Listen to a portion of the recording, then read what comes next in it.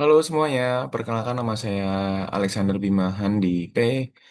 Saya mahasiswa dari mata kuliah Manajemen Keuangan Internasional MG701 dengan dosen pengampu Bapak Wahyu Purbo Santoso. Hari ini saya mau berbagi materi pada UTS lalu mengenai Manajemen Keuangan Internasional. Kita bahas seputar multinational company, ekspansi bisnis, sistem mata uang, sampai hal penting yang sering jadi perhatian para investor, yaitu neraca pembayaran. Semoga pembahasan ini bisa bermanfaat untuk kita semua ya. Oke, kita memasuki pada bagian pertama, yaitu multinational company yang keunggulan komparatif. Jadi, di teori ekonomi klasik, ada yang namanya keunggulan komparatif.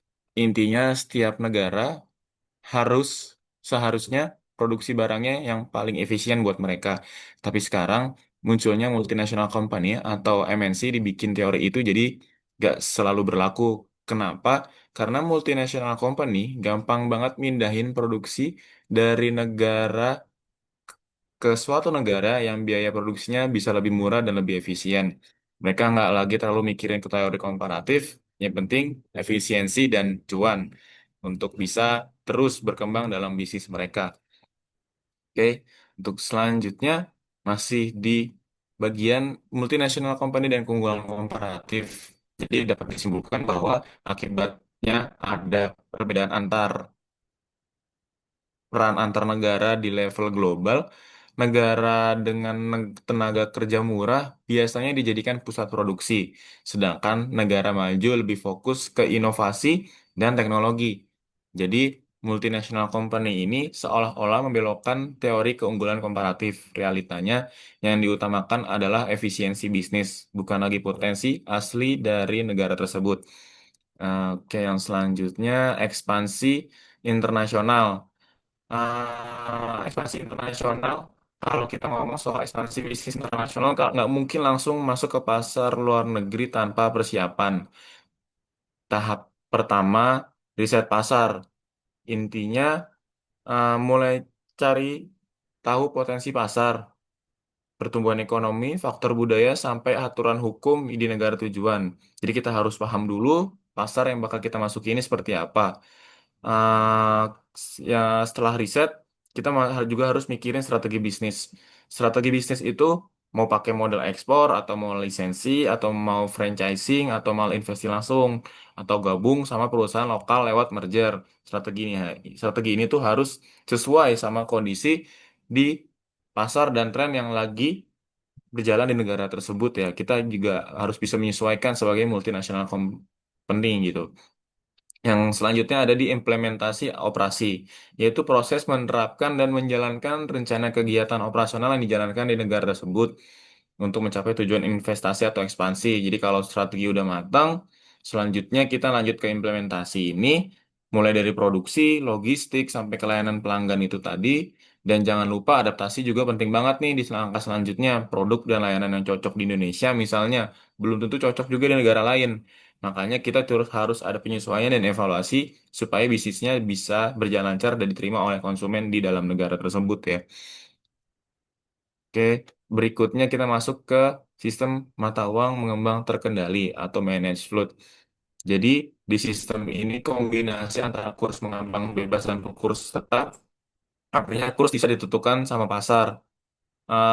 Tapi bank sentral bisa ikut campur kalau fluktuasinya dianggap masih terlalu berlebihan. Begitu. Jadi bank sentral tuh berwajib atau berhak dapat campur tangan atau intervensi untuk menstabilkan kurs yang ada ya jika dianggap terlalu bergejolak atau keluar dari batas yang diinginkan.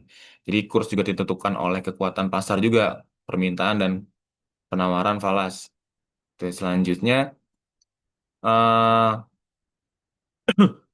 untuk sistem uang mengembang terkendali atau managed float itu bisa berfluktuasi tinggi jika yang pertama pasar falas tidak stabil atau misalnya karena krisis ekonomi misalnya atau sentimen global dan gejolak politik. Yang kedua, bank sentral juga intervensinya tidak aktif gitu, intervensinya juga nggak cukup kuat, jadi tidak stabil gitu, jadi fluktuasinya juga tinggi. Yang ketiga, ada intervensi yang tidak cukup kuat untuk menahan tekanan pasar atau ada krisis global atau gejolak politik dalam ekonomi. Gitu. Jadi walaupun ada kontrol, nilai tukar tetap bisa bergejolak. Itu untuk supaya kurs nggak terlalu liar, cara menahan gejolaknya itu kita lakukan intervensi langsung ya. Yang pertama, gitu. Yang kedua, kebijakan suku bunga atau moneter lainnya itu misalnya naikin suku bunga, kita bisa pakai kebijakan moneter lain. Jadi peran otoritas moneter ini penting banget buat stabilin kurs yang ada ya.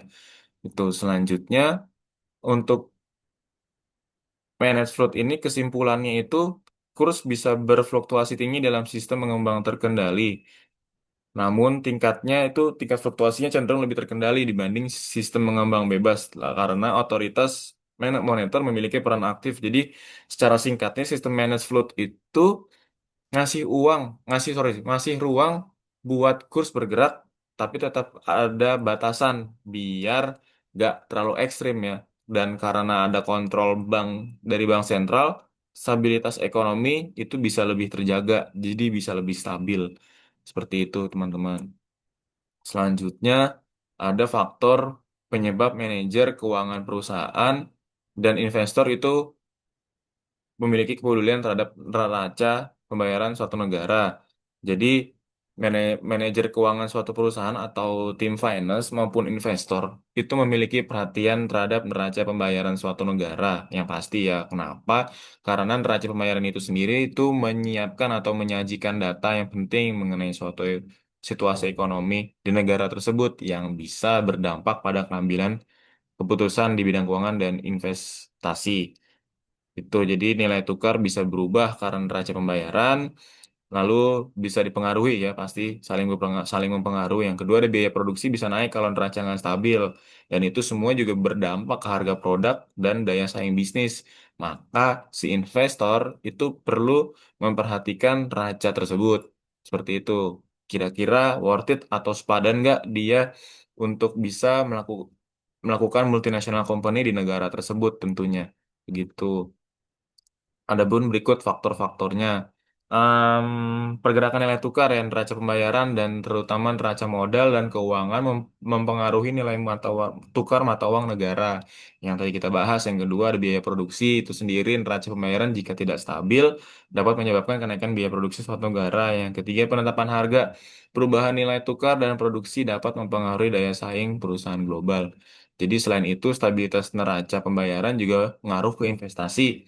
Investor bakal lebih yakin masuk ke negara tersebut kalau ekonomi negaranya itu stabil.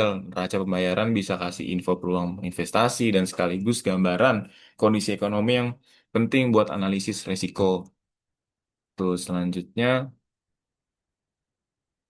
masih pada masih pada di faktor penyebab itu tadi. Yang pertama kebijakan moneter. Kebijakan ini dipengaruhi oleh neraca pembayaran termasuk suku bunga dan kebijakan kurs sehingga berpendapat pada para investor. Yang kedua, ada kebijakan fiskal berpengaruh pada daya saing perusahaan dan pajak sehingga berdampak pada daya saing perusahaan dan daya beli konsumen. Yang ketiga, ada dampak makroekonomi memiliki dampak yang signifikan pada perekonomian makro hingga lapangan pekerjaan. Terus, jadi selain itu stabilitas neraca pembayaran juga ngaruh ke investasi sih pastinya ya.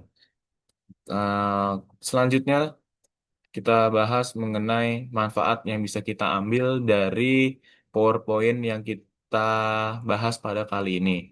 Yang pertama, argumen MNC dan keunggulan komparatif masyarakat memahami bahwa perusahaan multinasional dapat mengabaikan batasan teori yang lama nih, mengabaikan budaya lama.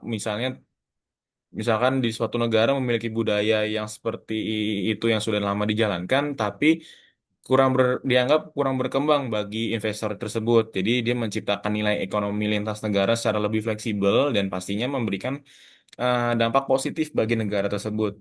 Gitu. Kita tahu multinational company itu punya kekuatan yang mengubah peta bisnis di dunia. Kita juga paham pentingnya riset dan strategi sebelum ekspansi. Jadi inspeksi internasional ya, menyadarkan masyarakat akan peluang kerja, transfer teknologi dan pertumbuhan ekonomi lokal dari masuknya bisnis asing gitu. Jadi masyarakat juga bisa lebih sejahtera jika banyak peluang kerja karena investor asing ini. Gitu. Yang ketiga ada sistem uang mengambang terkendali. Kita ngerti kenapa kurs mata uang itu bisa berubah dan siapa yang kontrol. Jadi membantu masyarakat memahami juga fluktuasi nilai tukar dan dampaknya terhadap harga barang ekspor dan inflasi juga tentunya. Kepedulian manajer keuangan terhadap neraca pembayaran. Jadi kita tahu kenapa neraca pembayaran itu bukan cuma data ya, tapi indikator penting buat bisnis dan ekonomi di suatu negara. Jadi kita bisa memahami fluktuasi nilai tukar tuh dari sebuah neraca terhadap barang itu gitu. Selanjutnya, terima kasih. Semoga pembahasan ini bisa menambah wawasan kita semua, bisa berguna bagi kita masing-masing individu yang ingin terus berkembang dalam pengetahuan, khususnya dalam bisnis internasional ini, dalam keuangan, dalam financing. Semoga bisa terus bermanfaat bagi orang yang ada di sekitar kita. Terima kasih banyak untuk waktunya yang udah bisa dengerin. Untuk Bapak Wahyu Purbo Santoso, terima kasih atas penilaiannya. Semoga presentasi ini bisa selalu bermanfaat untuk kita semua. Selamat sore, selamat menjalankan aktivitas.